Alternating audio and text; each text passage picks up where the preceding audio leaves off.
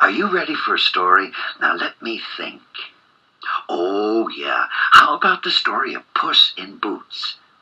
A long, long time ago, a miller lived with his 3 sons. He was a good father, and when he died, he left them everything he owned, which wasn't as much as he would have liked to. The first son, of course, got the mill, and his second son got his workhorse. But for his youngest son, all that was left was his cat. Well, cats are very nice pets, but this cat seemed, well, I don't know, kind of restless. So one day the cat said to his master, "Give me a pair of boots and a gunny sack, and you'll find out how useful I can be." Well, you can imagine how surprised the young man was to hear his cat talk. But he said, "Okay, here you are, Puss in Boots," which is how the cat got his name. So Puss in Boots went right into the forest and caught a rabbit. And do you know what he did? He put it in the sack and took it right to the king's palace. "Please accept this token from my master, the Marquis of Balaban," he said to the king. Well, the king had never heard of the Marquis of Balaban, but after receiving many gifts from him, all delivered by Puss in Boots, the name became very familiar. Of course, the miller's son had no idea that Puss in Boots was giving gifts to the king, or that he was calling his master the Marquis of Balaban. Well, one day the clever cat was at the castle, and he heard that that very day the king and his beautiful daughter planned to take a drive in the countryside. As you might have imagined, this was the chance Puss in Boots was waiting for. He raced home and he told his master, "Hurry, you must go bathe in the river, and I will make you a wealthy man." The miller's son had long ago given up trying to figure out his strange pet, so he simply went to the river and did what he was told. Now, as soon as he jumped into the water, the cat took his clothes, and believe it or not, he threw them in the river. "What are you doing?" screamed his master. But Puss didn't answer. He just very intently watched the road. When he saw the king's carriage come along, he raced out into the middle of the road, and guess what he did? He hollered at the king, "Help! Help! My master, the Marquis of Balaban, is drowning. Please, can you save him?" Well, by this time the king knew the name well, and naturally he made sure that this man who'd given him so many gifts would be saved.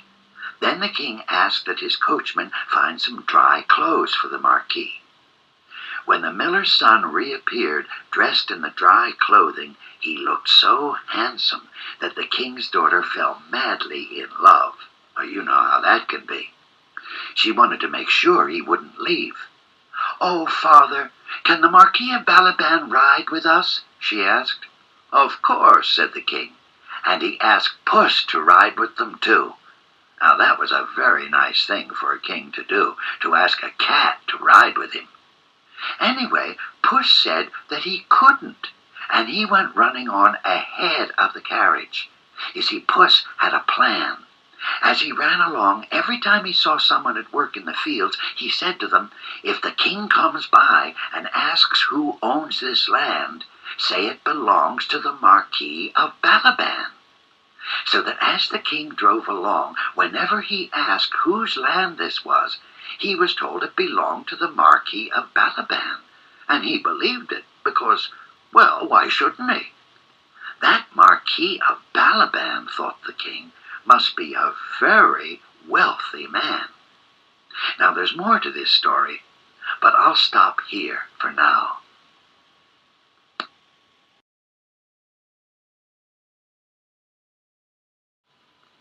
Now what story shall I... Oh, wait!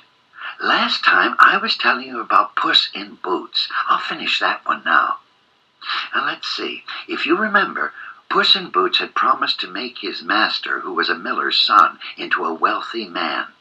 So Puss had begun by taking presents to the king and saying they were from his master, the Marquis of Balaban, the miller's son to you and me.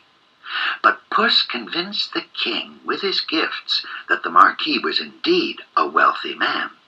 Then Puss found out that the king was going on a drive with his daughter and told his master to go out for a swim in the river. When the king's carriage passed by, Puss hollered out that his master was drowning. The king saved the miller's son and took him along in the carriage because his daughter had liked him so much. Now then, While the carriage was rolling along, Puss in Boots had run ahead and come upon a huge castle that he knew belonged to an evil sorcerer. But Puss wasn't afraid, and he walked right up to the sorcerer and said, "I suppose you can turn yourself into any animal you want. Well, I don't believe it." The sorcerer grinned his evilest grin at Puss and immediately turned himself into a lion. Can you imagine that? Well, Puss wasn't even slightly afraid, even though the lion roared and bared his teeth and looked very nasty. "See," he said, when he turned back into a sorcerer, "now you must believe me." "Oh, sure," said Puss in Boots. "I believe you can turn into some big, mean animal like a lion, but I bet you can't become something so very much smaller than yourself, like a mouse." Well, as you probably already know about sorcerers, they are very vain and prideful, and this sorcerer was not about to be doubted by a pussycat with boots on. So he changed himself quickly into a mouse, and just as quickly Puss jumped on him and ate him all up. So much for the sorcerer. Suddenly, and this was a big surprise, Puss in Boots became a hero. All the servants cheered and danced about with glee, saying, "We are free of that evil sorcerer. You have freed us." Well, everybody likes to be a hero, don't you? Yes, but this was not what Puss cared about. He was glad to tell them all, "Your new master is kind and will be good to you." It's easy to see how the servants would want a kind man for master. So when the king's carriage finally arrived at the castle, who do you think was at the drawbridge waiting with all the servants? Puss in Boots, of course. "Welcome, welcome," he said, and he swooped low in a big bow. "You have arrived at the castle of my master, the Marquis of Balaban." As you can imagine, the miller's son was totally confused by the entire day and couldn't say anything, which was good, because very soon after, while the king and his daughter were being helped from the carriage, Puss in Boots got to tell his master what he was up to. "The Marquis of Balaban," thought the king, "is a very powerful man, and also a very nice man.